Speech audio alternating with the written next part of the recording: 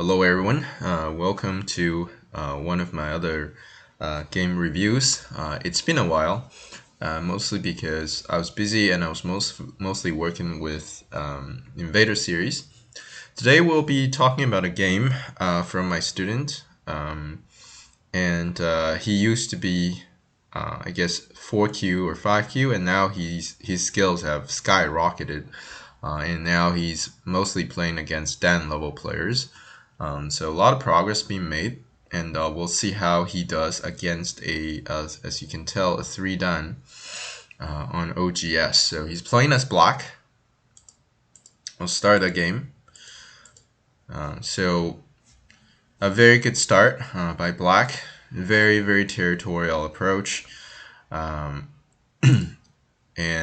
white decides to play a reverse Sanrense. I personally would not play a move like this just because, especially as white, you would not like to play Moyo too early. First of all, black is the person who plays first, and also Moyo is very hard to manage. So I would probably go for something like O3. But this is also fine, I guess, right? This is also a good move. My student directly goes into 3-3. That's a very good idea and played out a very traditional Joseki. These days, I would really encourage you to play the modern way of playing. Maybe something like this, right? Instead of the traditional Joseki. The problem with traditional Joseki is that black gets Sente, and later on black has this very annoying peep at p5, right? That's gonna cause problems. So next, the move is to attach at 3-4. At first glance, this might be a bit weird for my viewers who are not very updated on the development of AI. But this is actually AI type of move, right? And the idea is very simple. If white Han is on the outside, black will extend into the corner. And if white blocks on the inside, black can pull the stone out, forcing white to connect, and then make a 2-space extension that would destroy the Moyo that white has here. So in the actual game, white decided to Hani on the outside, which is okay, but it's not the best move, right? So I think the best choice is still for white to Hani on the inside, because after this exchange, white is able to secure the territory in the corner. Sure, white basically had the side destroyed, but what white can do is to now work on this part of the Moyo, as well as getting some of the territory as compensation, while still exerting pressure onto black stones, right? It's not completely alive yet. That would be a more accurate way of playing, but I really cannot criticize too much because I think this is also a okay move that is very consistent with the idea of building a Moyo. So they play out this variation, and so far I'm very happy with what black does. I'm very happy with the amount of progress that my student has made. Very clear ideas, taking a corner, taking a corner, taking a corner, taking a corner. So 4 corners on hand. And then we're using our invasion techniques to break into the Moyo later on. So very consistent idea and very clear. And this is what makes a good early game, right? Having consistent ideas and building up very fast, taking the corners very fast, very efficiently. These are all great characteristics of a good early game. The next move, black Hanes. So this is probably the best move of the game, right? So it's really a brilliant move.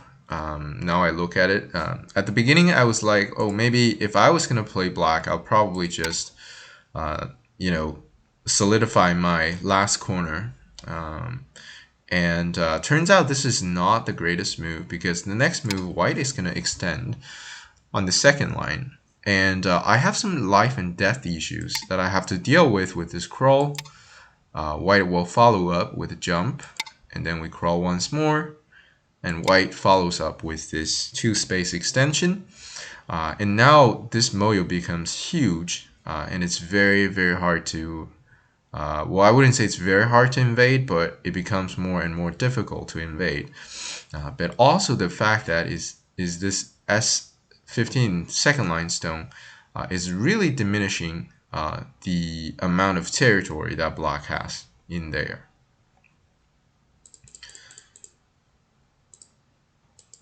So our S15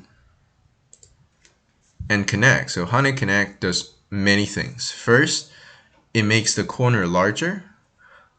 It gets rid of all kinds of life and death concerns, because there's really not much that white can do, right? I mean, these kind of stuff don't even work because black has all kinds of ways to live the corner. So it gets rid of all life and death issues. It increases the corner size. It also decreases white's potential here. In the meantime, there's a very devastating second line move, right, at S13, right? Actually, as white, I might feel I need to immediately fix this, because this is so serious that it's going to destroy all my side territory. This is probably the best move of the game, right? The honey connect, really understanding the importance of roots, really understanding the, just how valuable this second line move is, right? Increases himself, but also leaving problems for white. So these are the moves that I would highly recommend to all my viewers, because it's easy to understand, and it's just a very solid move that can't go wrong.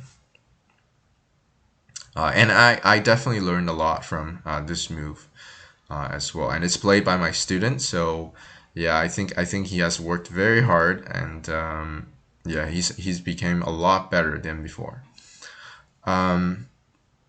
So next move, white approaches. So far, I think white also played quite well. Not many obvious mistakes, except the fact, all these Josekis are a little bit old, but they're really just okay in the eyes of humans. So then played out a very traditional Joseki. Really not much to talk about here. And then we have this invasion move. So here I think there are many good invasion ideas, right? We can think about potentially peep here first and see what white does, right? This is a very interesting idea. We can peep and we can clamp, and then we'll see what white does, right? If white does something like this, we can now naturally come into white's territory. And yeah, so I think this kind of move is definitely very, very annoying for our opponent. Some other possibilities is to go very smooth. I think this is also something, this is also one of the ideas that I presented in my Invader series, forcing white to basically connect everything back, and then we can further create repetition for white, right? If white fixes this weakness, now we can see that these stones become slightly more repetitive, and then we can maybe think about playing a big knight move, or just Tanuki in general, like just Tanuki and start pressuring this group. Or maybe even if you're very aggressive, you can directly push and cut. There's no problem. If you like fighting a lot, this is also possible. In the actual game, my student picked a more risky point of invasion, which is totally okay. It's really about your style, right? So the hops out, this is very good. Here I recommend white to peep here first, forcing black to connect, and then we come back and fix our problems, right? This would feel more natural. It makes black heavier, and this is definitely giving black a little bit more problems. In the actual game, white directly defends, and black peeps, and white jumps here. I like this move.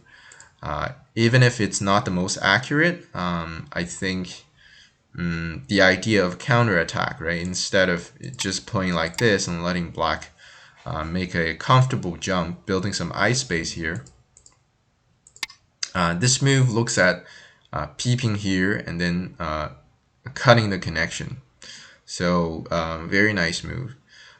Here I don't really know what happens if black just goes ahead and cut, but I think what black might be worried about is something like this. And yeah, I don't really know what happens with this variation. So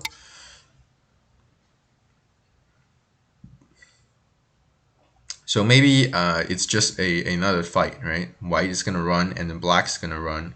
But black lost a little bit of territory in the process, right? With this honey connect. So what actually was played was the jump. I think it's a very solid move. And then white peeps and hops at L10. So we can tell that white is a very strong player, right? So normally our intuition would be, oh wow, let me just cut you off, right? Like this is a lot of territory. But in fact, this is not as much territory as you think, right? Because after some of these agis, black and honey connect. This is a sente, forcing white to connect here, and then black is gonna make use of the outside to further squeeze white like this, right? And this is very annoying. This is pretty much forcing white to pretty much just play like this, right? So black is totally fine, and black can have the initiative and start attacking this group over here.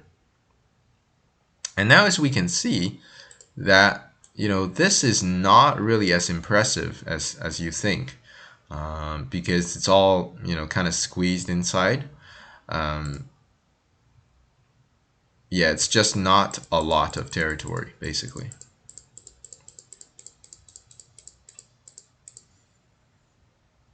So white, instead of rushing to kill the stone here, decides to actually hop here, not only put pressure onto black, but also building a big territory in the center. So so far, I'd say this is a very difficult game for black because how strong the opponent is, right? It's a very strong opponent who understands what is important, who's able to defend the weaknesses properly. So we'll see how my student gonna deal with this. Next move, black keeps jumping out. This is an okay move, I guess, because this group is still under a lot of pressure. White follows up. This is a very nice move. Same idea, still expanding whatever's on top. And then my student decides to drag the stone back. This is very nice because now white has a lot of weaknesses all over the place. So white has to deal with them right now. So white decides to first peep and then connect the 4 stones back, which is very necessary, right? This will make sure there's never problems happening with this group.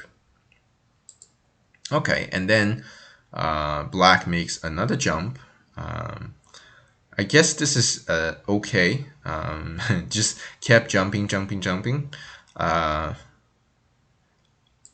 I don't know. I personally would feel like, yeah, at this point, I don't really really know how to play this kind of game as black.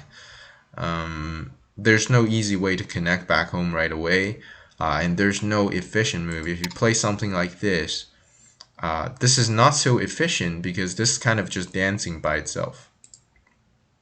I would be more tempted to asking a few questions for White. Ask him how he deals with it. If he just backs down like this, we already have a little bit possibility of having an eye here. That would make our group a lot safer. Also, my intuition tells me that I should probably get myself more territory, right? If there's nothing good to play here, maybe I'll just take something that is valuable, not only expanding my corner, but also it's limiting how much white can get in the center. All right, so let's see how the actual game is played. White peeps twice and then hop here, right? And we can see this thing is getting more and more scary. Black turns here, and I think this is start to become really slow, right? This is where I think my students started to make some mistakes. And the mistake being that our dragon here is really not in trouble, right? White has all kinds of weaknesses, right? White has problems over here. White has weaknesses here. White has weaknesses here. White has all kinds of opening spots over here that black can hop down here and cause problems. So our dragon is not really in any sort of danger, right? Because white is all over the place. All these stones are just broken into pieces. They can't really form a meaningful attack onto our dragon. So that's the philosophy that we need to have right now, is that our dragon is just fine. It's not in danger or anything like that. So it's really, really important for black to immediately take the J16 move to expand the corner, but also to limit white's potential. And the third purpose of this is potentially looking at, push and cut here, right? This would be a supporting stone for our rebellion over here, right? The push and cut could be potentially something that, white has to worry about. So white might need to play some sort of moves over here to worry about the cutting point here, and then we can potentially further squeeze white's territory by playing something like this, right? Or we can before even we play J6, we can basically clamp in and ask a question. How do you want to deal with this? If you deal with this way, there's lots of problems. There's the cut directly.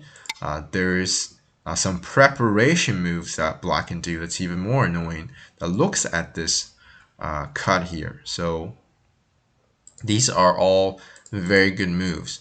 But this G7 move, it doesn't do anything, right? Our dragon is already safe because of the reasons I've talked about. But now we played an extra move to make it even safer.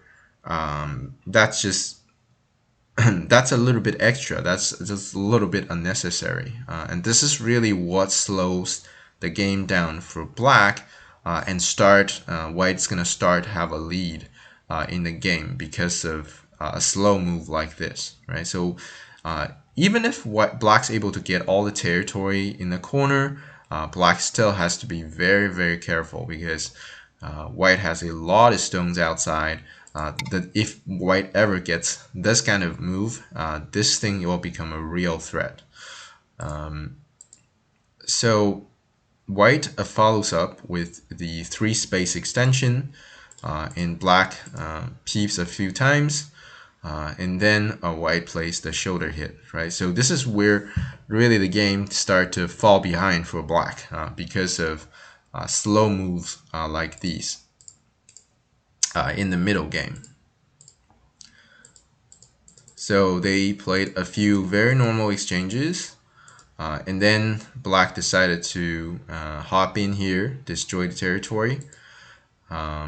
They exchanged a few moves here, but I don't really think it's necessary. I think black was over concerned about the life and death of this group. So he pushed a lot of times, and this really hurts the corner. So this is really where the game starts to become very behind for black, right? And black plays another move just to make sure that the group in the center lives, right? But in the process, white is able to hurt the stone here. White is able to get a few extra moves on the outside, and white is completely winning this game right now because of the center territory.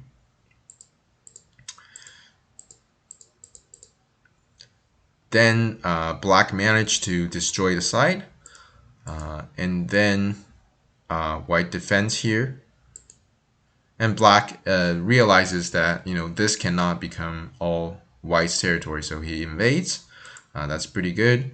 White played an excellent move, understanding what is important, and just cap black under. And then they played a few exchange moves.